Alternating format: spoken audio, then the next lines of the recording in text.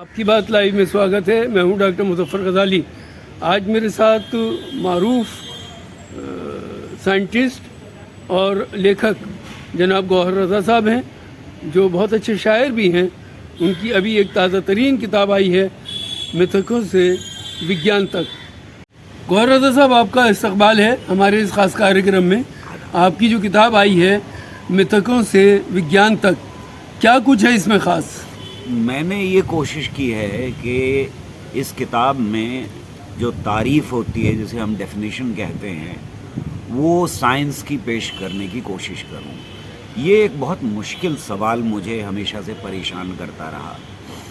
जब मैं साइंस पढ़ रहा था तो मुझे मालूम था कि डेफिनेशंस यानी तारीफ़ या परिभाषा जो है वो साइंस में बहुत अहमियत रखती है। ख़ुद साइंस की परिभाषा अपने अंदर इतनी मुश्किल है, ये धीरे धीरे पता लगना शुरू हुआ मुझे, क्योंकि ये बहस हमारे समाज के अंदर भी चलती है कि किसे हम साइंस कहें, किसे साइंस नहीं कहें। बड़े सारे दावे किए जाते हैं, हमारी किताबों में साइंस है, हमारे पुराणों में साइंस है, हमारे शास्त्रों में साइंस है, हमारी मजहबी किताबों में साइंस है। और दूसरी तरफ ये अपने अंदर जब मैंने खंगालना शुरू किया कि फ़िलासफ़र्स ऑफ साइंस या तारीख़दां साइंस के इस पे क्या कहते हैं, तो मुझे लगा कि ये एक बहुत मुश्किल सवाल है और कोई भी परिभाषा साइंस की ऐसी नहीं है जिसको हम कह सकें कि इसके ऊपर सब मुत्तफ़िक़ हैं। अगर मुत्तफ़िक़ नहीं है तो इसका मतलब ये है कि परिभाषित करना या उसकी तारीफ़ एक लिखना कोई आसान सवाल नहीं होगा। मैंने इस किताब में ये कोशिश की है कि लोग समझ पाएँ कि साइंस क्या है, और उसका मेरे सामने यही तरीक़ा था कि सारी परिभाषाएं जो साइंटिस्ट ने दी हैं, फ़िलासफ़र्स ने दी हैं, उनको कुछ खंगालूं और उसके साथ साथ ये देखूं कि जो साइंस नहीं है, जब तक हम उसे परिभाषित नहीं करेंगे तब तक जो साइंस है उसे भी हम परिभाषित नहीं कर सकते। ब्रह्मांड के विकास की बदलती कहानी आपने इस पस मंज़र में इस किताब को लिखा है, तो क्या किस तरह से बदल रही है कहानी? थोड़ा इस पर भी आप रोशनी डालिए। एक तरफ हमारे पास जो अफ्रीका से कहानियाँ हमें मिली, यानी जनजातियों की कहानियाँ थी, ट्राइबल्स की कहानियाँ थी। हमको मेसोपोटामिया में, इजिप्ट में, अपनी सभ्यता में, भारत की सभ्यता में, चीन की सभ्यता में या यूनान की सभ्यता में हमको ये सवाल का जवाब लगातार मिलता है कि ये ब्रह्मांड क्या है, इंसान इस धरती पर क्यों है, सूरज चांद सितारे कैसे पैदा हुए। ये सवाल इंसान को लगातार परेशान करता रहा, पूरी ह्यूमैनिटी को करता रहा। तो एक तरफ तो हमारे पास ये कहानियाँ हैं जिनमें मुझे लगा कि अगर हम इन कहानियों को, इन मिथकों को देखना शुरू करें तो इनमें बदलते हुए समाज की वजह से ये कहानियाँ मुझे बदलती हुई दिखाई देती। और जो हमारे शास्त्रों में, हमारी किताबों में, हमारे मज़ाहिब में जो कहानियाँ हैं, उनकी जड़ें भी बहुत पुरानी दिखाई देने लगी। यानी वो बदलती हुई धीरे धीरे, जैसे जैसे समाज बदलता रहा वैसे वैसे वो कहानियों में कुछ बदलाव आते रहे, कुछ चीज़ें नई पैदा होती रहीं। अगर हम एक एग्ज़ाम्पल ले लें उसकी, तो जब तक एक राजा का तसव्वुर नहीं, तब तक इन कहानियों में हमें एक खुदा का भी तसव्वुर नहीं दिखाई देगा। यानी एक ब्रह्मा का तसव्वुर हमको नहीं दिखाई देगा। हर एक चीज़ के लिए अलग अलग देवता दिखाई देगा। किसी देवता ने पैदा किया, कोई देवता चला रहा है, कोई देवता हर का है। और ये यहाँ तक है कि जब समाज बदला और औरत का दर्जा मर्द के मुकाबले में कम हो गया और उनके ऊपर कंट्रोल बढ़ा, तो इजिप्ट में एक राजा पैदा हुआ जो औरतों के मसलों का राजा, औरतों के मसलों का देवता था।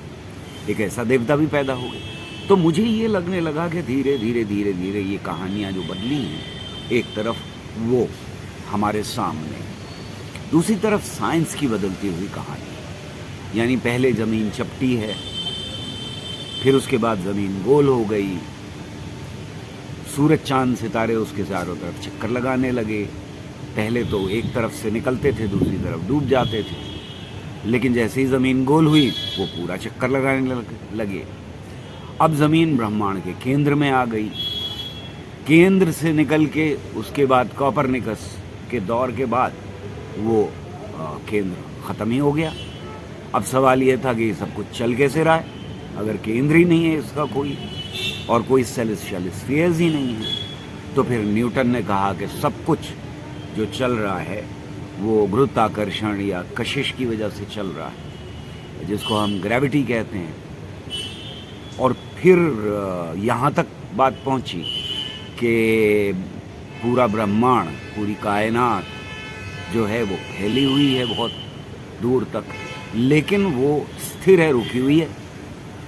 और आइंस्टाइन जैसे बड़े दिमाग ने उन लोगों का मजाक उड़ाया जो कह रहे थे कि फैल रही है ज़मीन, लेकिन हबल जैसे लोगों ने जब ये साबित कर दिया कि ये पूरा ब्रह्मांड फैल रहा, तो फिर आइंस्टाइन को माफ़ी मांगनी पड़ी, और उन्होंने माफ़ी मांगी। तो साइंस के अंदर गलती करना और उसको मानना एक बड़ी बात है। बदलाव लगातार होते रहना, ये एक बड़ी बात है। हर चीज़ को बार बार परखना, चाहे सवाल वही हो, और उसका जवाब नई अगर जानकारी आ जाए तो वो बदल करके लोगों के सामने समझने की कोशिश करके उसको पेश करना, ये है इस ब्रह्मांड की बदलती हुई कहानी। एक सवाल ये आता है कि जो मनुष्य है उसकी उत्पत्ति किस किस तरह हुई, और फिर वो बंदर की शक्ल में आया, और फिर वो आदि मानव बना, और फिर अब उसकी जो विकसित शक्ल है वो है जिसमें आप और मैं हैं। इसकी पीछे की क्या कहानी है? मैंने वैसे तो इस किताब की शुरुआत ही एक नज़्म, नसरी नज़्म से की है, जिसमें यही कहानी है कि हम कैसे पैदा हुए, और इस धरती के ऊपर, ज़मीन के ऊपर जो साइंस कह रही है। मैं मज़ाहिब की बात नहीं कर रहा, मज़ाहिब में अपनी अपनी कहानियाँ हैं। साइंस की कहानी जो है वो ये कह रही है कि हम इस धरती के ऊपर ज़िंदगी पैदा हो, और इस धरती की जिसकी अपनी ज़िंदगी 4.5 बिलियन ईयर्स के करीब है, तो उसके 1 बिलियन ईयर्स के अंदर ज़िंदगी पैदा हो चुकी है। ज़िंदगी ने शक्लें बदली, तरह तरह के जानवर आए, तरह तरह की उनकी जातियां पैदा हुई जानवरों की, जिनको हम स्पीशीज़ कहते हैं।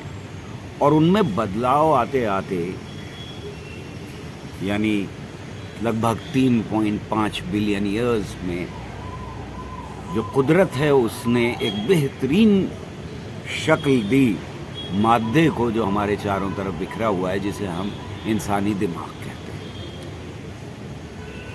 जहाँ तक सवाल इसका है कि हम कहाँ से आए, यानी इंसान कहाँ से आया, उसमें साइंस की आज की अंडरस्टैंडिंग जो है डार्विनिज्म को लेकर के, इर्तिका के उसूलों के ऊपर, आज का जो मानव है, आज का जो इंसान है, वो लगभग 2 लाख साल पहले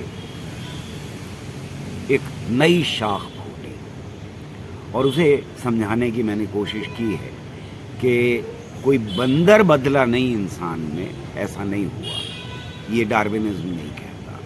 कोई ओरंगुटान नहीं बदला, कोई और जानवर एक दिन में नहीं बदला, बल्कि इसको समझना चाहिए कि पेड़ की शाखों की तरह से कोई एक शाख दूसरी शाख में नहीं बदलती, लेकिन एक मोटी शाख में से दूसरी शाख फूट जाती है। तो ये प्रोसेस रहा है, ये तरीका रहा है जिसमें कुदरत ने इंसान को पैदा किया। धीरे धीरे उसमें बदलाव आया, और ये बात अब साबित हो चुकी है कि हम जो हैं वो सब कुछ अफ्रीका से निकले। यानी सारे इंसान जो हैं वो अफ्रीका से कई लहरों में निकले। जो आज का मानव, जो आज का इंसान है, यानी हमारे पूर्वज उस शाख से निकले हुए हैं जो लगभग 50,000, 55,000 या 45,000 साल पहले अफ्रीका से निकल करके अरब के जो देश कहलाते हैं वहाँ से आगे फैलती चली गई, दुनिया में उसकी अलग अलग शाखें बनी गई। तो अब सवाल ये है कि साइंस किन सवालों के जवाब दे सकती है और किन के नहीं दे सकती। हम ये भी लगातार पूछते हैं हम क्यों हैं, तो जब क्यों का मामला आता है तो साइंस उसका जवाब नहीं दे सकती। गौहर रज़ा साहब, आपने एक इतनी उम्दा स्टडी की है, एक सवाल यह आता है कि मोहनजोदड़ो, हड़प्पा ये मानवता की इब्तदा के लिए माना जाता है कि सभ्यता यहाँ से शुरू हुई, इसकी कितनी हकीकत है? सभ्यता की जहाँ तक शुरुआत है वो अब से 10-12 हज़ार साल पहले शुरू हुई। उससे पहले तक इंसान जो है वो अंग्रेज़ी में कहूँ तो वॉन्डरर गैदरर है, यानी वो घूमता है, चीज़ें इकट्ठा करता है, बिल्कुल जानवरों जैसी ज़िंदगी है। हालांकि इस बीच में ज़बान लगभग 50,000 साल पहले पैदा हो चुकी है, आपस में बातचीत शुरू हो चुकी है, मिथ्स हमारे शुरू हो चुके हैं, कहानियाँ हमारी शुरू हो चुकी हैं। और ये जो कबीले हैं ये कहानियों के चारों तरफ, जैसा हरारी कहते हैं, मैं उसमें उसको सही मानता हूँ कि मिथ्स के चारों तरफ कबीले इकट्ठा हो। लेकिन ये अभी एक जगह से दूसरी जगह जा रहे हैं। जब खेती की शुरुआत होती है तो मेसोपोटामिया के इलाके में शहरों की भी शुरुआत होती है, यानी शहर बसने लगते हैं। इंसान जो है वो ज़मीन से बंध जाता है पहली बार। इससे पहले तक वो जगह जगह घूम करके खाना इकट्ठा करता है, जहाँ ख़तरात बढ़ जाते हैं वहाँ से चला जाता है, जहाँ जंगली जानवरों का ज़्यादा असर होने लगता है वहाँ से चला जाता है, पानी कम हो जाता है, खुराक कम हो जाती है तो वो वहाँ से माइग्रेट कर जाता है। पर अब एक बहुत बड़ा बदलाव ये आता है इंसानी ज़िंदगी में, इंसानी इर्तिक़ा में, कि वो ज़मीन से बंध जाता है और यहाँ पहली बार प्राइवेट प्रॉपर्टी का एक तस्वुर पैदा होता है। यानी ये मेरी ज़मीन है, वो तुम्हारी ज़मीन है, ये मेरा खेत है, ये मेरा घर है, ये मेरी फैमिली है, वगैरह। ये बहुत बड़ा बदलाव था इंसानी इर्तिक़ा में। और ये बात सही है कि अलग अलग इलाकों में जहाँ ज़मीन ज़रख़ेज़ थी और जहाँ पानी था और मीठा पानी था, खारा पानी नहीं, और वो पानी सैलाब के यानी फ्लड्स के आने से ऊपर तक सीजनली आता था किसी किसी मौसम में, और वो ज़रख़ेज़ करके जाता था ज़मीनों को। उनके आसपास सभ्यताओं ने जन्म लिया। तो हमें मालूम है कि इजिप्ट में, मिस्र में जन्म लिया सभ्यताओं ने, जो मेसोपोटामिया में सबसे पहले शहर पैदा हुए, वहाँ सबसे पहले उस इलाके में हुआ। उसको एक चांद की शक्ल में देखा है हिस्टोरियंस ने, जिसको गोल्डन क्रिसेंट कहते हैं या फर्टाइल क्रिसेंट कहते हैं। वो उस इलाके में शहर आबाद होने शुरू हुए। और इसी तरह से हमें पता लगता है कि सिंधु घाटी, सिंध नदी जिसे हम कहते हैं, उसके करीब बहुत सारी सभ्यताएं, बहुत सारे शहर आबाद हुए छोटे छोटे, और यहीं से इर्तिक़ा ने एक नया मोड़ लिया। जी, एक आखिरी सवाल आपसे यह है कि एक ज़माने तक ये माना जाता था चाँद, सूरज ये देवता हैं, भगवान हैं। इसी तरह बहुत सारे सैयारों के बारे में माना जाता था। ये भी माना जाता है कि हर काम एक अलग भगवान करता है। तो साइंस इस बारे में क्या कहती है, जबकि हम चाँद पर पहुंच चुके हैं, मंगल पर पहुंचने की तैयारी कर रहे हैं। अब जब इंसान वहाँ पहुंच चुका है तो क्या वो अब भी भगवान है या अब वो एक सैयारा है? जो लोग भगवान मानते हैं वो मानते रहेंगे, लेकिन ये बात बहुत साफ है कि वही सवाल था कि इस ब्रह्मांड का जन्म कैसे हुआ। तो जिन चीज़ों से फ़ायदा हुआ, जिन चीज़ों को अद्भुत हुआ, जिन चीज़ों के ऊपर इंसान का कोई कंट्रोल नहीं था, उन चीज़ों के भगवान पैदा हो गए। और हिस्टोरियंस और साइंटिस्ट ये मानते हैं, और साइंस ये अब मानती है कि पहले जिस तरह से हम कहा करते थे कि 7 आसमान हैं और उनमें सब कुछ जड़ा हुआ है, और 7वें आसमान के उधर नरक और स्वर्ग हैं, यानी जन्नत और जहन्नुम हैं, और खुदा का घर है, ये मानते। अब हमें ये नहीं मालूम है कि ऊपर क्या है, नीचे क्या है। 7 आसमान की बात अब कोई कर ही नहीं सकता, क्योंकि आसमान तो है ही नहीं कोई चीज़। ये टॉलमी का मॉडल था जिसकी जड़ें अरस्तु के दौर की हैं, और अरस्तु पहला शख्स है जिसने बहुत साफ तरीके से ये लिखा कि ज़मीन गोल है, और फिर उसने कहा कि सारी चीज़ें ज़मीन के चारों तरफ चक्कर लगाती हैं, और आसमान हैं और सेलेस्टियल स्फीयर हैं जिनमें ये चीज़ें चक्कर लगाती हैं। तो जहाँ तक इन चीज़ों का देवता होने का सवाल है, मैं समझता हूँ कि अब वो मिथक का ही दर्जा रखते हैं, इससे ज़्यादा साइंस में कम से कम उनकी कोई वैल्यू नहीं है। हमारे साथ बात करने के लिए बहुत शुक्रिया। हमारी ये वीडियो पसंद आई हो तो लाइक कीजिए, शेयर कीजिए और चैनल को सब्सक्राइब करना ना भूलिए। आपके सजेशन हमारे लिए प्रोग्राम बनाने के लिए एक ऊर्जा फराहम करते हैं, और हम अच्छे अच्छे प्रोग्राम बनाते हैं। बहुत बहुत शुक्रिया।